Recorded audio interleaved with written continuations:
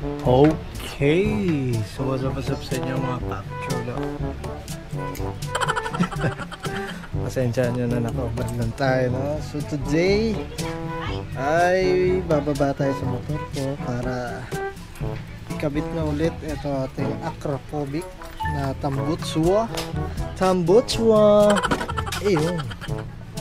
So yan yung ating Akrapovic. So yung mga PappyChullo, nakuha na natin yung at mga kailangan at magsa-sound check tayo.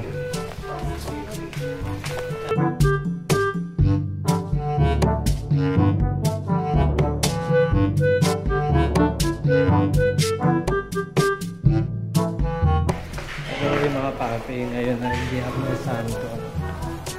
So ayun,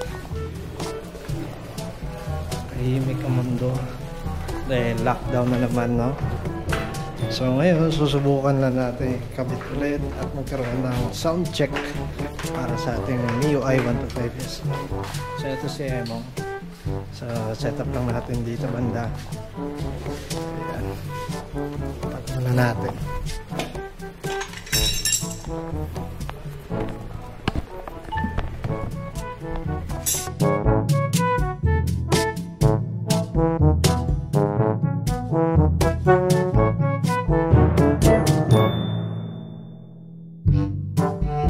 So yun na nga mga PappyChullo, no? Bago natin umpisa ang palitan yung ating tambutso, ito pala yung stock pipe galing kay Boss Makoy. So ayan, shoutout kay Boss Makoy, no? Wala na yung original stock pipe natin, kaya kung mapapansin nyo wala siya heat guard. So, bago natin siya palitan mga PappyChullo, no?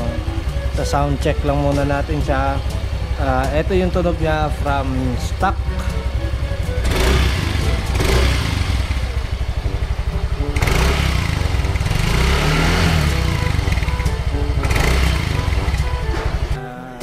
Simple lang baklasin yung tambutso natin, no?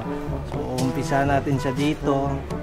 Kasi ito, yan lang naman yung mga tornilyo yung tatanggalin natin, pati yung nandito sa ilalim. Shit, nakalimutan ko na naman yung screwdriver, no? Pero di bali na. So yun lang naman yung mga tatanggalin natin, screws. So yun, by the way, tuturuan ko lang kayong technique, no? Dahil kapag ka nahirapan kayong dukutin yung ilalim, ganito gawin nyo. Center stand nyo siya, tapos naka-stand din to. Tapos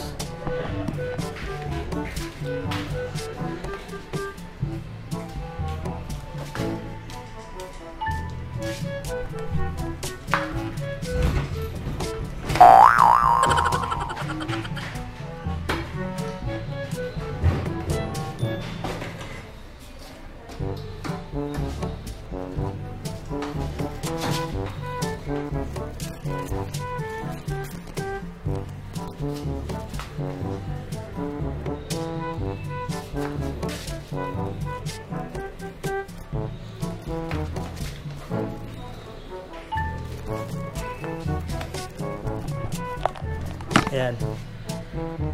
So yan ang technique para hindi na kayo mahirapan. So yun na nga mga PappyChullo, bago nyo pala din baklasin, kailangan na malamig na yung makina. So yun, may ilang minuto na rin yung nakalipas, mapaklasin na natin siya kasi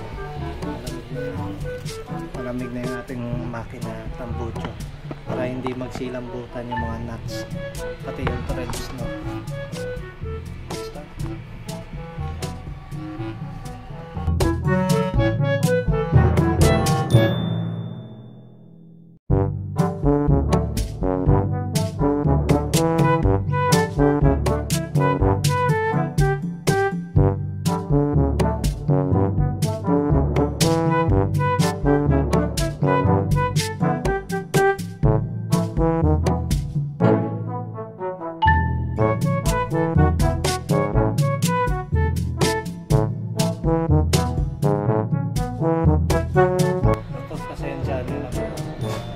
Nakaubad lang tayo ngayon.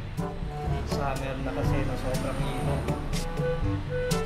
Tapos sinulit ko na lang muna na magpakadugyot bago ka dito. Dahil nag-aabot din ako oras kasi biyang may santo ngayon, kaya na-stress.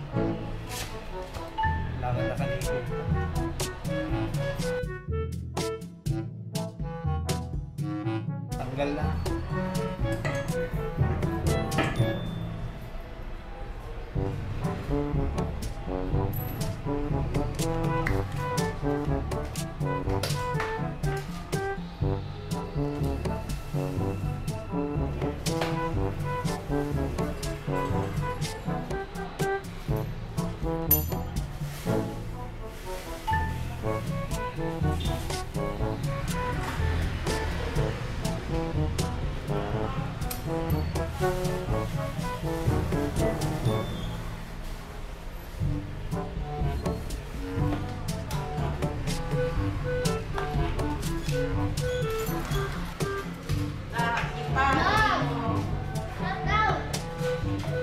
Shoutout kay Banat.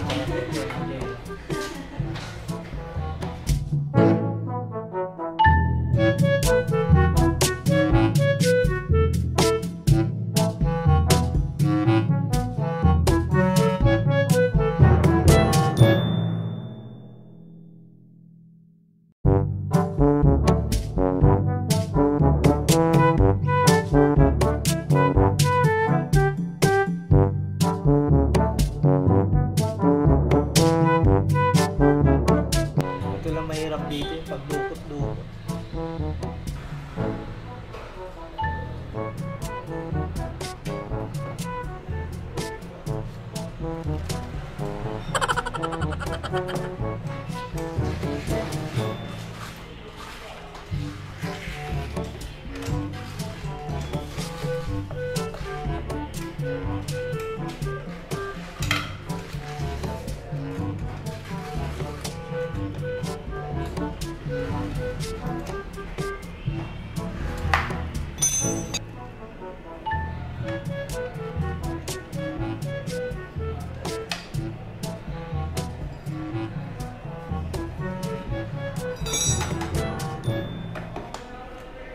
So ito na mga PappyChullo, sound check natin sa naka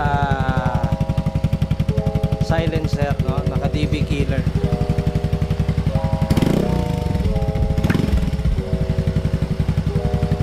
Ito yung idle nya.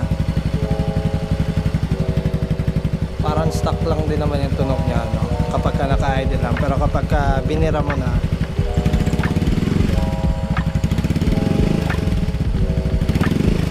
partial na throttle nya, no? Partial throttle lang, pero kapag throttle up na natin talaga siya,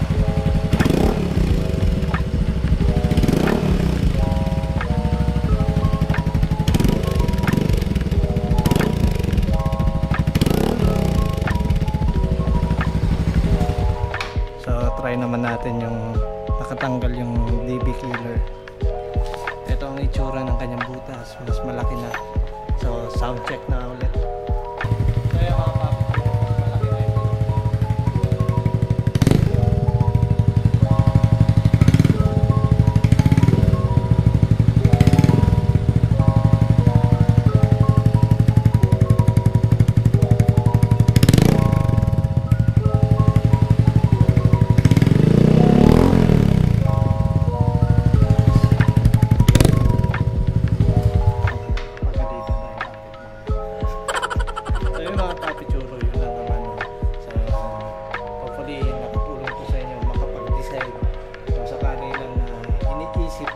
Gusto nyo mag-Akrapovic or Akrapovic na tambutso, no? So yan yung pinagtunog.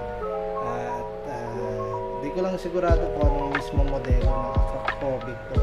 Ang price range na ito before is nasa around 7,000. So ako na rin nagpagawa ng bagong tubo kasi nabalian to ng tubo before. At yun na naman. So hopefully nakatulong to sa inyo mga PappyChullo, no? As always, dahil pandemic pa rin, no? May coronavirus, lockdown pa rin. So stay home lang palagi, keep safe, ride safe sa inyo lahat. Peace.